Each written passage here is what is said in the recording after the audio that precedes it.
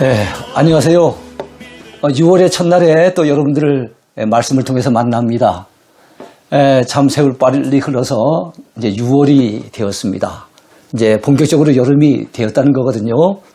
여름은 더운 계절이기도 하지만 이럴 때일수록 우리가 열정을 가지고 주의 말씀을 가까이 해야 되겠습니다.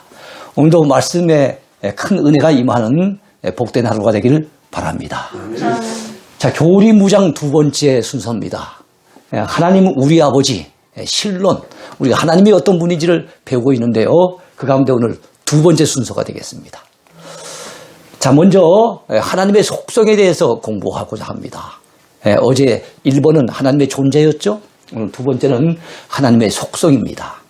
하나님의 속성, 하나님은 어떤 성품을 가지고 계시는가, 하나님은 어떤 특성을 가지고 계시는가, 이걸 이제 공부하는 거예요. 조금 어려운 말입니다만 비공유적인 속성이 있고 하나님께는 공유적인 속성도 있어요. 비공유적이란 말은 우리 인간과 같이 공유하지 않은 하나님만 가지고 계신 속성이에요.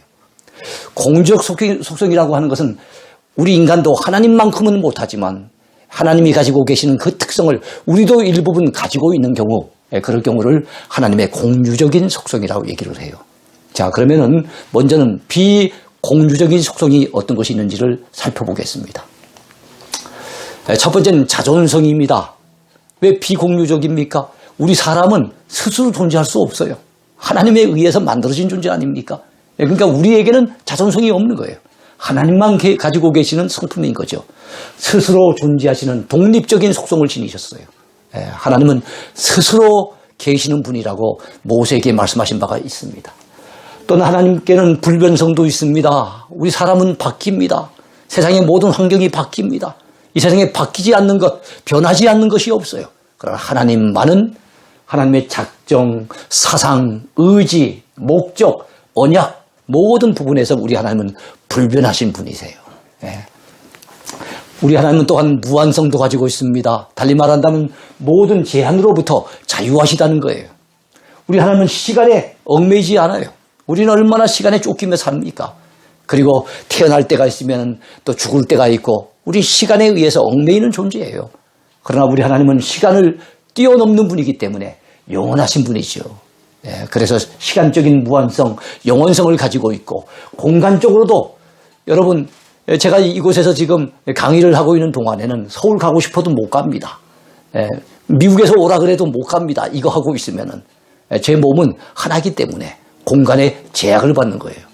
근데 우리 하나님께서는 여러분, 우리가 오늘 기도하는 거, 우리 한국의 성도가 기도할 때 응답 주실 뿐만 아니라 저 미국에 있는 성도가 막 부르짖어 간구하면 하나님께서 거기에도 역사하시는, 그러니까 공간의 제약을 전혀 받지 않으신 분이 우리 하나님이세요. 그래서 무소부재성이라고도 하죠. 아니 계시는 곳이 없다는 거예요. 하나님은 초월해 계시기도 하고 하나님은 내재하기도 하시고 하나님은 우리를 초월해서 저 하늘 보좌에 계신 분이기도 하지만 우리 마음에도 계시고 우리 삶의 현장에도 역사하시는 분이 우리 하나님이신 거예요. 무한성이 있으십니다. 또는 우리 하나님께서는 전지성이 있습니다. 모르시는 것이 없으세요. 하나님 우리 생각까지도 마음속 깊숙한 우리의 계획까지도 다 통촉하고 계시고 꿰뚫고 계신 분이 우리 하나님이세요. 하나님 또한 전능하신 분이십니다. 능치 못할 일이 없으세요. 하나님은 마음만 잡수시면 뭐든지 하실 수가 있는 거예요. 우리에게는 불가능한 것이 있지만 우리 하나님께는 불가능이 없는 겁니다. 또 여러분, 그렇다면 조금 전에 생각해 봤던 것은 하나님만이 가지고 계시는 비공유적인 속성인데 비해서 이 공유적인 속성은 하나님도 가지고 계시지만 하나님의 형상으로 지음받은 우리에게도 일부분이 있는 것, 같이 공유하고 있는 속성이 있다는 것을 여러분 아시기 바랍니다. 어떤 것이 있을까요? 먼저 영성입니다. 영성. 하나님은 영적인 분이잖아요. 눈으로 볼 수 있는 분이 아니라 육체를 가진 분이 아니죠. 우리는 여러분 육체를 가진 존재지만 육체만 존재하지는 않아요. 우리 속에 눈으로 볼 수 없지만 영혼이 있잖아요. 바로 하나님의 영적인 부분을 우리가 닮아서 우리에게도 영성이 있는 거예요. 영성을 가졌다는 것은 인격성을 가졌다는 뜻이고 바로 지정의, 아시는, 지적인 부분과 그 다음에 감정적인 부분과 뭔가 하려고 하시는 의지적인 부분을 다 소유하고 계시는 거예요. 우리 사람도 이런 것이 있잖아요. 또 우리 하나님께는 지성이 있습니다. 하나님은 의식적이며 지적인 존재세요. 존재하신 분이니까 당연히 지적인 분이죠.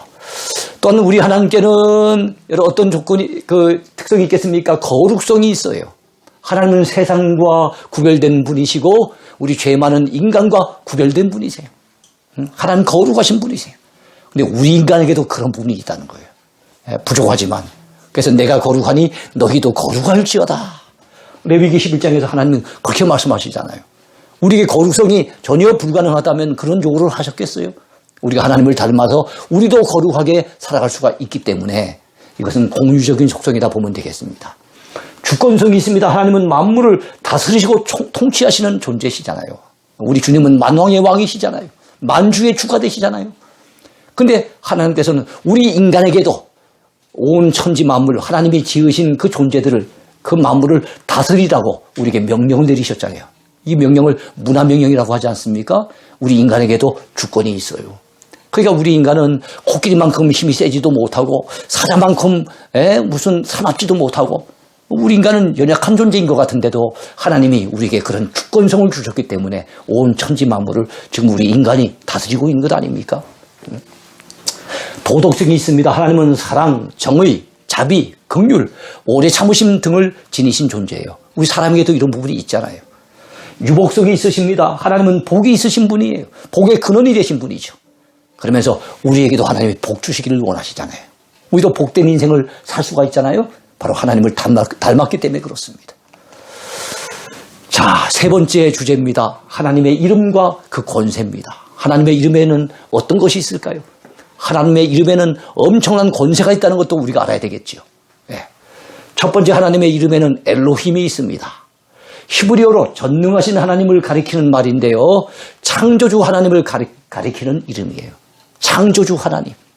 우리 하나님을 창조주, 바로 이 온 세상 만물을 지으신 전능하신 분이라는 걸 강조할 때 엘로힘이라고 얘기하고, 이것은 성경에서는요, 하나님이라고 하는, 우리 성경 원문에서는 엘로힘이지만 우리 성경에서는 그냥 하나님으로 이렇게 해석이 되어 있습니다. 그렇게 번역이 되어 있어요. 그리고 이 엘로힘과 아울러서, 이 하나님과 아울러서 또 많이 사용되는 하나님의 이름 가운데는 바로 여호와가 있습니다.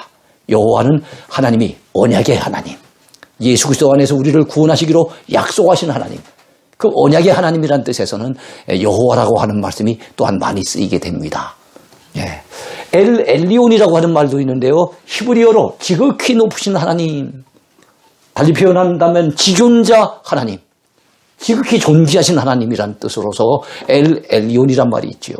물론 이것은 원어상에 그렇다는 거예요. 성경 원어상에 그렇지만 우리가 성경에서 그냥 번역해 놓았을 때는 지극히 높으신 하나님 이렇게 번역을 해 놨어요. 어쨌든 이것도 하나님의 이름 중에 하나예요. 우리 하나님은 온 우주의 주권적인 통치자, 달리 말하면 온 우주의 주제자가 되신다는 사실을 가리킬 때 엘 엘리온을 사용합니다.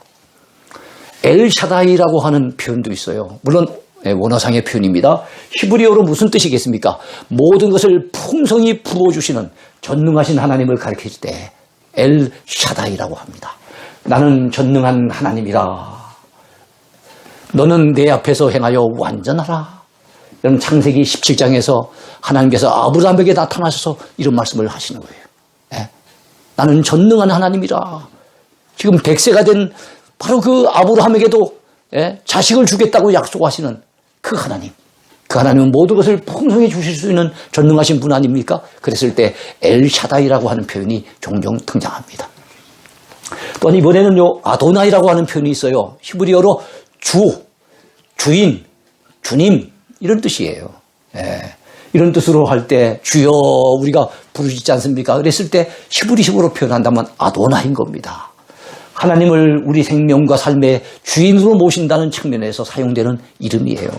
그렇습니다. 우리 하나님은 우리의 주인 되세요. 우리 생명의 주인 되시고요. 우리 삶의 주인 되시고요. 우리 인생의 주인 되심을 믿으시기 바랍니다. 네.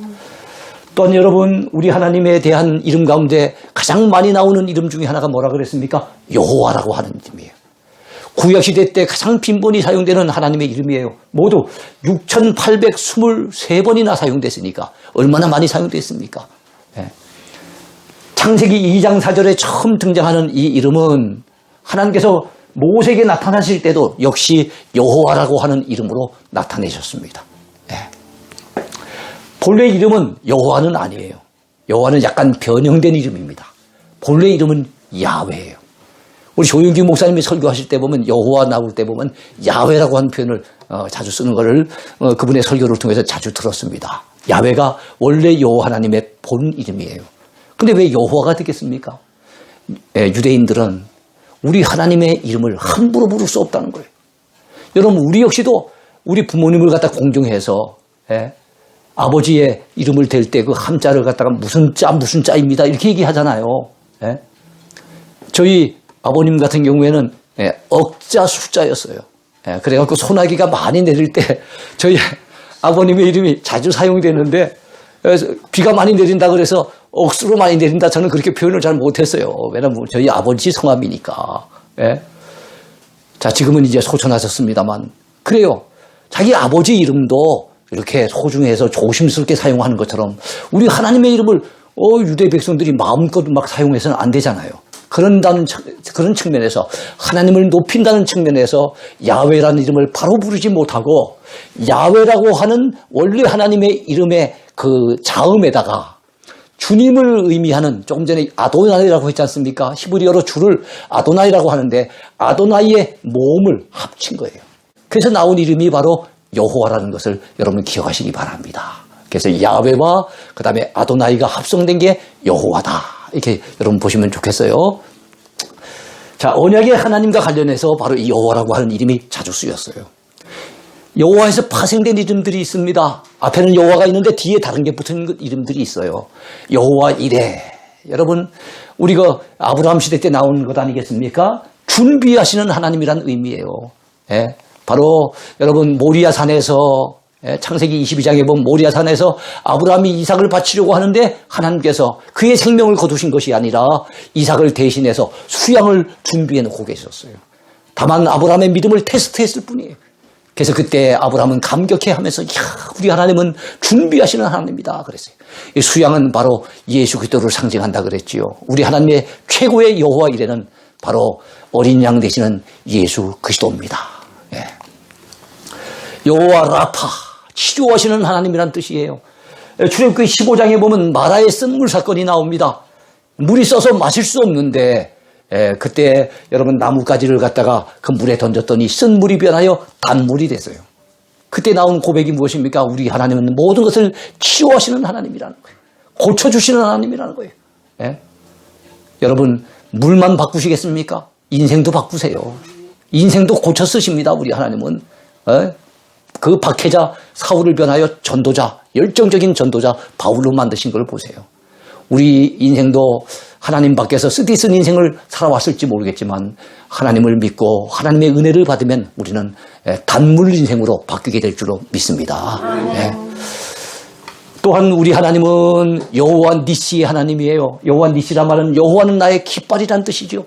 승리할 때 연 깃발을 흔들잖아요. 출애굽기 17장에 보면 아말렉과 출애굽에서 처음으로 전쟁을 아말렉과 하게 되는데 그 아말렉과의 전투에서 승리했어요.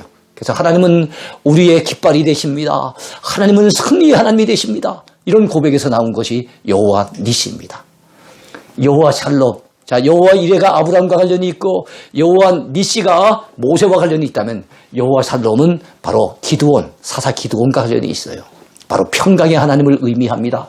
사사기 6장에서 미디안과의 싸움을 두려워하는 기드온에게 하나님이 나타내신 이름이에요. 평강의 하나님. 그래요. 우리 하나님은 우리가 두려워하는 걸 원치 않으세요. 우리 가운데 마음의 평강을 주시는 하나님이세요. 여호와 체바오트. 이건 아마 잘 들어보지는 못하셨을 거예요. 여호와 체바오트.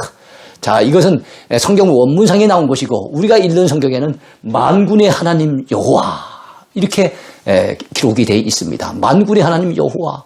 우리 말라기를 비롯해서 구약 성경에 만군의 하나님 여호와가 종종 등장합니다. 하늘의 군대와 땅 위의 군대, 모든 군대의 하나님으로서 하나님의 백성들이 극한 상황에 극한 위험에 처해 있을 때도 달려가서 여러분의 도움을 청해야 될 그 하나님, 능히 우리를 도와주시는 그 하나님을 의미할 때 우리 하나님은 만군의 하나님이라는 거예요. 예? 여러분, 만군의 하나님이 우리를 도와주신다면 우리가 못 이길 대상이 없겠지요. 선지서에서 주로 많이 사용하는 하나님의 이름이에요. 여호와라. 이것도 원문에는 나오지만 우리가 평소에 잘 사용하는 말은 아니에요. 그러나 목자이신 하나님 하면 여러분 번뜩 떠오르잖아요. 특별히 시편 23편에서 다윗이 여호와는 나의 목자시니라고 노래했던 것 여러분 잘 기억하실 거예요. 하나님 우리의 목자가 되세요. 목자가 되신다는 것은 하나님 우리의 갈 길을 인도하시는 인도자가 되시고요. 필요한 것들을 푸른 초장 맑은 물가로 이끄셔서 우리에게 필요한 것들을 공급하시는 공급자가 되시고요. 그리고 또 양떼가 참 짐승, 무서운 짐승에 의해서 공격을 당할 때 자기 목숨을 걸고 양떼를 지키기 위해서 싸워내시는 보호자가 되시는 분이 바로 목자이시는 하나님이세요. 그렇습니다. 하나님은 우리의 목자가 되십니다. 예수님도 나는 선한 목자라고 말씀을 하셨어요. 그 다음에 여호와 치케누라고 하는 말씀도 원어상으로는 등장하지만 우리 성경 읽을 때는 볼 수 있는 단어는 아니에요. 여호와 우리 의라고 하는 의미를 지닌 말이에요. 우리를 의롭게 하시는 하나님이라는 거예요. 우린 죄인입니다. 우리 속에는 의라고 하는 것이 도무지 없어요. 그래서 여러분 로마서에도 자기가 의롭다고 스스로 착각하고 자기 의를 내세우는 것은 참 어리석은 거예요. 내가 율법을 좀 지키려고 노력했다 해서 대단히 의로운 인생인 것처럼 법 없이도 사는 인생인 것처럼 착각하는 거 대단히 교만한 일입니다. 우리가 의로워질 수 있는 일은 여러분 우리 하나님께서 바로 예수 그리스도를 통해서 어떻게 됩니까? 우리를 의롭게 만들어 주셨기 때문이에요. 믿음으로 우리가 의로워지는 겁니다. 예수 그리스도를 통해서 그분의 공로로 말미암아 우리가 의로워질 수 있는 거예요. 그래서 우리가 의로워진 것은 하나님이 우리를 의롭게 해주신 거. 그래서 이것을 하나님의 의라고 얘기를 하죠. 하나님의 의.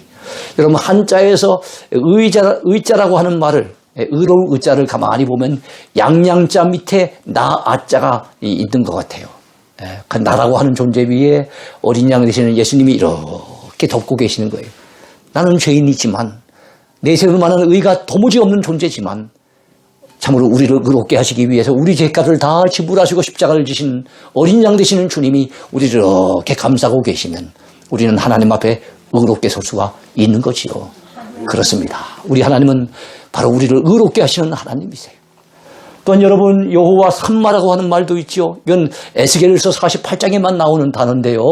여호와께서 거기 계시다 하는 것입니다. 예루살렘을 의미해요. 예루살렘은 하나님께서 여러분 예루살렘이 범죄하고 타락하니까 하나님의 성전에서 하나님이 빠져나가셨어요. 하나님이 떠나시니까 그 성전마저도 바벨론 군대 공격에 의해서 완전히 무너져 버렸어요. 하나님이 떠나시면 성전은 더 이상 성전이 아니에요. 하나님이 떠나시면 이스라엘은 더 이상 이스라엘이 못 되는 거예요. 그래서 여러분 그들은 바벨론 포로에 끌려갔습니다만 우리 하나님이 이제 그들을 회복시켜 주시는데 무너졌던 성벽을 다시 일으켜 세우도록 역사하시고 무너졌던 성전을 다시 일으켜 세우도록 역사하시고 무너진 신앙을 다시 재건하도록 역사하셨어요. 그리고 난 이후에 예루살렘의 이름을 우리 하나님께서 여호와 삼마라고 바꿔주십니다. 여호와께서 거기 계시는 성읍이라는 말이에요. 예루살렘에서 하나님이 떠나신 것이 아니라 바로 예루살렘에 하나님이 계신다는 거지요. 그렇습니다. 우리가 살고 있는 대구 도성에도 참으로 하나님이 함께 하셔서 여호와 삼마가 되기를 원합니다. 이 대한민국에도 우리 하나님이 우리와 함께 하심으로 여호와 삼마가 됐으면 좋겠습니다.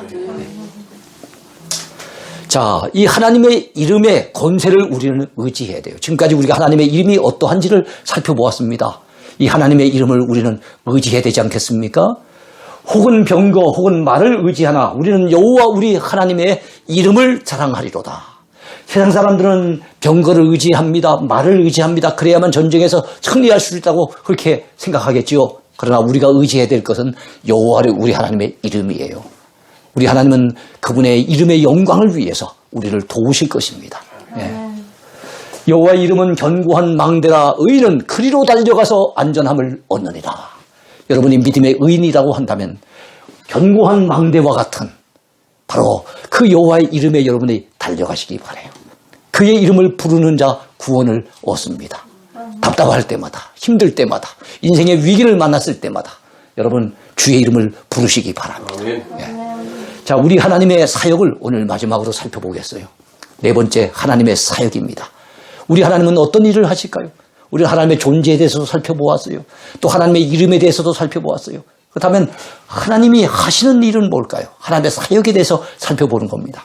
우리 하나님이 하시는 일이 참 많지만 온 세상을 만드실 뿐만 아니라 지금도 온 세상을 다스리고 계신 하나님이 하시는 일이 너무 많지만 그 가운데 가장 대표적인 일이 두 가지예요. 하나는 온 세상을 창조하신 창조사역, 두 번째는 우리를 죄에서 건져내시는 구원사역입니다. 하나님의 창조사역을 먼저 보겠습니다. 하나님은 이 세상을 시작하신 분이세요. 하나님은 천진 만물을 창조하셨어요. 하나님은 아무것도 없는 무에서 유를 창조하신 거예요. 무슨 재료가 있는데 그걸 변형시켜서 만든 것이 아니에요. 아무것도 없는 무에서 바로 우리가 알고 있는 이 모든 만물, 유를 창조하신 겁니다. 또한 하나님은 말씀으로 천지 만물을 창조하셨어요. 말씀의 능력이 얼마나 놀라운지요. 그렇습니다. 하나님은 만물, 이 말씀을 통해서 온 우주 만물을 창조하실 뿐만 아니라 오늘 말씀을 통해서 또한 주의 백성들을 구원해 내십니다. 우리가 구원을 믿음으로 받잖아요. 근데 믿음은 들음에서 나며 들음은 그리스도의 말씀으로 말미암는다 그랬어요. 우리가 구원받는 것도 말씀을 통해서 우리가 구원받는 거예요. 창조도 하나님이 말씀으로, 구원도 하나님이 말씀으로, 하나님의 주된 두 가지 사역을 다 말씀으로 하나님이 이루어 가신다는 걸 놓쳐버리면 안 됩니다. 하나님은 우리 인간을 하나님의 형상을 따라 창조하셨어요. 손으로 직접 빚으셨을 뿐만 아니라 만물을 다스리는 영장으로, 만물의 어른으로, 만물을 갖다 다스리는 자로 우리 하나님께서 우리 인간을 그렇게 삼아주셨다는 거예요. 참 감사한 일이죠. 하나님은 모든 것을 선하게 창조하셨습니다. 그리고 하나님은 질서 있게 만물을 창조하셨어요.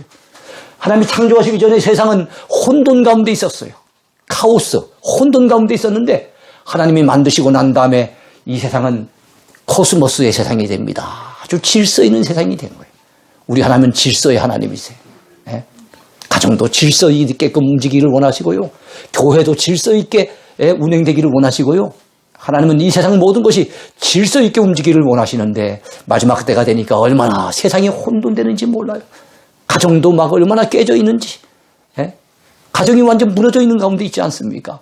결혼을 해야 될 사람들이 결혼을 하지도 않습니다. 결혼을 해도 애를 낳지도 않습니다. 결혼한다는 것이 동성끼리 결혼한다고 이런 일들이 지금 벌어지고 있습니다. 지금 가정이 깨져 있는 이 상황을 보면서 야, 참 이제는 이 세상이 그야말로 혼돈의 시대, 카오스의 시대가 되구나 하는 것을 느껴보게 됩니다. 가정만 그렇겠습니까? 온 세상 지금 모든 부분들이 돌아가는 걸 보면 너무 혼돈 상태에 있어요. 이것을 가지런하게 하실 수 있는 분, 여기 이 가운데 질서를 창조해내실 분은 우리 하나님밖에 없어요. 하나님은 천지 만물을 당신의 영광을 위해 창조하셨어요. 하나님은 그 지으신 모든 것을 당신의 뜻대로 지금도 운행하고 계십니다. 우리는 우리의 창조주를 기억하며 경배하며 살아야 됩니다. 전도서 12장 1절에 너는 청년의 때 나는 아무 낙이 없다고 할 내가 가깝기 전에 너의 창조주를 기억하라 그랬어요. 자기의 창조주를 기억하지 못하는 사람은 죽는 순간까지도 내가 어떻게 어디에서 왔는지, 왜 살고 있는지, 내가 죽은 이후에 어디로 가는지 알 수가 없어요. 창조주 하나님을 알아야만 나를 지으신 분이 계시구나. 그분에 의해서 내가 이 땅에 존재하게 됐구나. 그분의 영광 위에 살아가라고 나를 하나님이 지으셨구나. 우리는 바로 우리의 삶에 대해서 이해를 할 수가 있게 되는 거예요. 두 번째는 하나님의 구원사역. 하나님이 행하신 두 번째 중요한 사역이 구원사역이에요. 하나님께서 지으신 아름다운 세상은 사탄의 관계와 인간의 범죄와 타락으로 말미암아 병들게 되어졌어요. 안타깝지요. 하나님이 지으시고 난 다음에 모든 것이 보시기에 좋았다 그랬어요. 보시기에 좋았더라, 보시기에 좋았더라. 마지막 여러분 6번째 날에는 사람까지 지으시고 난 다음에 보시기에 심히 좋았더라. 그렇게 좋았던 세상이, 그 좋았던 세상이 여러분 정말 타락한 세상, 무질서한 세상, 하나님이 정말로 홍수로 심판하시고 싶을 만큼 완전히 헝클어진 그런 세상이 되고 말았어요. 하나님은 범죄 타락한 인간, 병든 세상을 그러나 포기하지 않으시고 구원하기를 원하시고 그 구원을 또 달리 표현한다면 회복하기를 원하세요. 하나님의 원래 창조의 그 의도대로 회복하기를 원하세요. 네. 우리가 살고 있는 세상은 죄로 얼룩진 세상입니다. 타락한 세상입니다. 궁극적으로는 회복되어야 될 세상이에요. 여러분 꼭 기억하시기 바라요. 우리가 살고 있는 세상, 이 세상을 바로 바라보는 것을 기독교적인 세계관이라고 해요. 세계를 바라보는 바로 눈, 세계를 바라보는 관점, 이걸 세계관이라고 하는데 우린 기독신자이기 때문에 기독교적인 세계관을 가지고서 세상을 바라봐야 돼요. 그래서 우리는 바른 세계관, 바른 인생관, 바른 가치관을 가지고 살아가야 됩니다. 우리 기독신자니까 기독교적인 세계관, 기독교적인 인생관, 기독교적인 가치관을 가져야 돼요. 기독교적인 세계관에 의하면 이 세상은 하나님 만드셨던 너무나도 좋은 세상이었어요. 그러나 죄로 말미암아 이제는 타락하고 완전히 죄로 인해서 얼룩진 세상이 되고 말았어요. 그래서 이 세상은 어떻게 돼야 됩니까? 그렇다고 우리가 포기할까요? 하나님이 포기하지 않으시기에 우리는 포기할 수 없어요. 그래서 우리 하나님 정말 이 세상을 회복하기를 원하시니까 우리는 세상을 회복하는 일에, 세상 가운데 있는 인생들을 구원하는 일에, 그 하나님이 원하시는 그 일에 우리는 쓰임받은 주님의 일꾼들이 되어야 됩니다. 네. 하나님은 여전히 세상을 사랑하고 계세요. 네. 세상을 사랑하고 계세요. 하나님이 세상을 이처럼 사랑하사 독생자를 주셨으니 이는 그로 말미암아 멸망하지 아니하고 영생을 얻게 하려 하심이라. 왜 독생자를 주셨습니까? 바로 그 예수 그리스도를 통해서 우리가 멸망당하지 않고 구원받아 영생을 얻게 하시기 위해서 우리 하나님이 이 땅에 독생 성자 예수님을 보내주신 거예요. 하나밖에 없는 외아들을 아낌없이 보내주신 만큼, 십자가에 내어놓아 희생시키실 만큼 하나님은 이 세상에 대해서 포기하지 않으시고 이 세상을 그만큼 구원하기를 원하신다는 거예요. 이런 관점에서 우리는 기독교적인 세계관을 가지고 있어야 됩니다. 하나님은 예수 그리스도 안에서 인간 세상을 구원하시기로 작정하셨어요.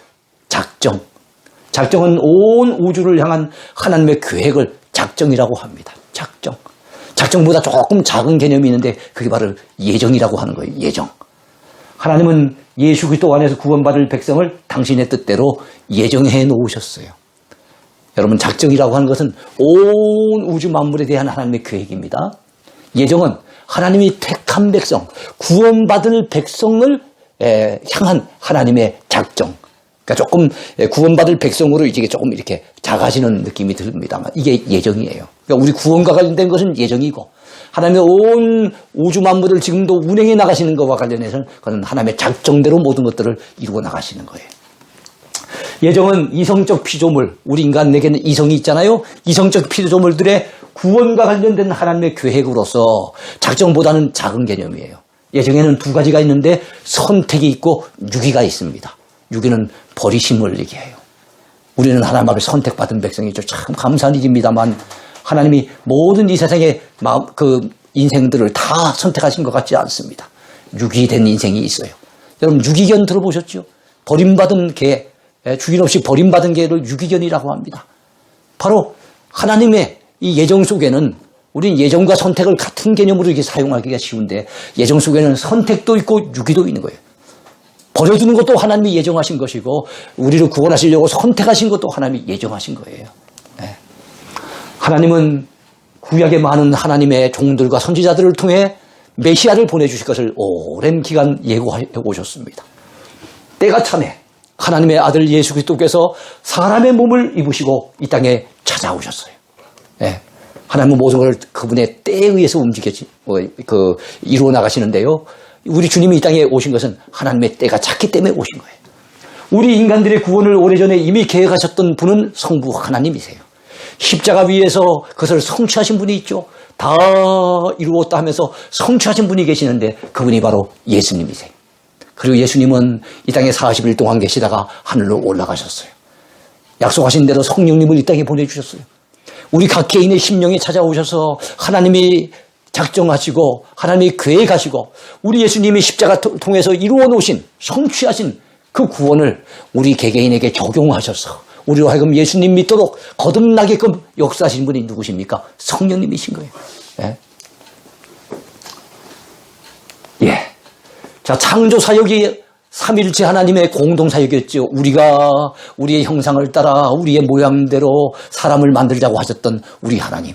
예? 그래서 천지 만물을 창조하신 그 창조사역이 삼위일체 하나님의 공동사역이었던 것처럼 바로 구원사역도 삼위일체 하나님의 합작품입니다. 하나님은 계획하시고 성자 예수님은 이루시고 성취하시고 성령님께서는 우리 가운데 찾아오셔서 적용하시고 그러면서 우리 인간 구원을 이루어 나가시는 거예요. 하나님은 우리를 구원하시기 위해서 독생자까지 아낌없이 이 땅에 보내주셨어요. 여러분 독생자가 얼마나 귀합니까? 하나님의 하나밖에 없는 아들. 우리가 자식이 셋 있고 7이 있다고 해도 그 가운데 하나를 뭔가를 위해서 희생하려고 내놓는다 그런다면 그 여러 자녀가 있지만 하나를 내놓을 수가 없는 게 우리네 인생이에요. 누가 그 마음대로 그 내놓을 수 있는 사람이 있겠습니까? 근데 하나밖에 없는 하나님의 외아들을 우리 하나님이 우리 인간 구원을 위해서 아낌없이 내어놓으신 걸 생각하면 너무너무 감사하지요. 십자가의 화목제물로 내어놓으셨어요. 하나님과 원수되었던 우리 인간을 예수님의 십자가를 통해서 한쪽으로는 하나님의 손을 붙들고 한쪽으로는 우리 죄인된 인생의 손을 붙들고 서로 화해시키신 분이 화목제물이 되신 분이 누구십니까? 하나님의 아들 예수님이신 거죠. 하나님의 구원 계획은 예수 그리스도 안에서 이미 성취되었습니다. 아까 다 이루었다고 십자가 위에서 주님이 선언하셨지요. 다 이루어졌다는 것은 주님이 이 땅에 오신 목적을 다 이루셨다는 것이고 하나님의 오랜 구원 계획을 다 이루셨다는 것이고 우리 인간의 구원의 길이 열리도록 그 모든 일을 다 이루셨다는 거예요. 우리 예수님의 재림의 때에 온전히 이제는 완성이 될 겁니다. 예수님은 이미 십자가 위에서 구원 계획을 성취하셨어요. 그러나 완성은 아직 되지 않았죠. 왜냐하면 택한 백성들 다 구원받기까지 역사의 수레바퀴를 하나님이 돌리시면서 그 역사 속에 각 지역마다 각 나라마다 있는 주의 택한 백성들이 결국에는 다 믿고 결국에는 다 구원받도록 그래서 하나님의 구원하시려고 계획하셨던 모든 사람들이 완전히 구원받기까지는 우리 하나님은 역사의 수레바퀴를 돌리고 계실 거예요. 바로 그 주님의 재림의 때는 바로 그 모든 구원 계획이 이제 끝이 났기 때문에 그것이 완성되는 때라고 우리는 볼 수가 있을 겁니다. 하나님께서 우리를 택하시고 부르시고 구원하신 것 그것은 우리로 하여금 오직 하나님의 영광을 찬송하게 하려 하심이라고 에베소서에 말씀하고 있어요. 왜 하나님 우리를 지으셨을까요? 왜 하나님이 우리를 구원하셨을까요? 왜 예수님이 십자가를 지셨을까요? 왜 성령님께서 우리를 거듭나게 하셨을까요? 그 모든 이유, 목적 다른 거 없어요. 하나님의 이름을 찬송케 하려고 하나님의 영광을 노래하게 하시려고 구원받은 그 감격의 기쁨을 가지고 하나님의 이름을 높이기 위해서 우리 하나님이 그렇게 하셨다는 걸 기억한다면 우리는 우리의 영광을 위해 사는 존재가 돼서는 안 됩니다. 내 자존심만 앞세우고 내 명예만 위해서 그렇게 사는 존재가 돼서는 안 됩니다. 우리의 생각하는 바나 말하는 바나 우리가 살아가는 모든 삶의 방식은 궁극적으로 하나님이 기뻐하시고 하나님 앞에 영광이 되고 하나님이 찬양을 받으시도록 그렇게 살아야 될 줄로 믿습니다. 선택받은 우리는 하나님의 구원의 은혜에 감사 감격하며 오직 하나님의 영광을 위해 살아가야 할 줄로 믿습니다. 고린도전서 10장 31절에서 사도 바울은 뭐라고 얘기합니까? 먹든지 마시든지 무엇을 하든지 다 하나님의 영광을 위해서 하라고 그렇게 가르치고 있어요. 그렇습니다. 오늘 우리는 어제는 하나님의 존재를 살펴보았습니다만 오늘은 하나님의 이름에 대해서도 살펴보았고 그리고 또 하나님의 사역, 하나님의 두 가지 중요한 사역이 있다고 그랬죠. 창조 사역 그리고 구원 사역 살펴보았어요. 그리고 그 모든 사역의 궁극적인 목적은 바로 하나님이 영광을 받으시려고 하나님의 이름을 찬송케 하시려고 그 모든 일들을 이루어 나가신다는 걸 생각한다면 구원받은 우리 구원의 감격 속에서 나를 구원해 주시는 하나님의 그 은혜를 마음껏 찬양하고 노래하며 하나님의 영광을 위해서 남은 생애를 살아가야 될 줄로 믿습니다. 그런 측면에서 오늘 하루도 참 주님 위에 멋지게 살아가는 복된 하루가 되기를 축원해 드립니다. 감사합니다.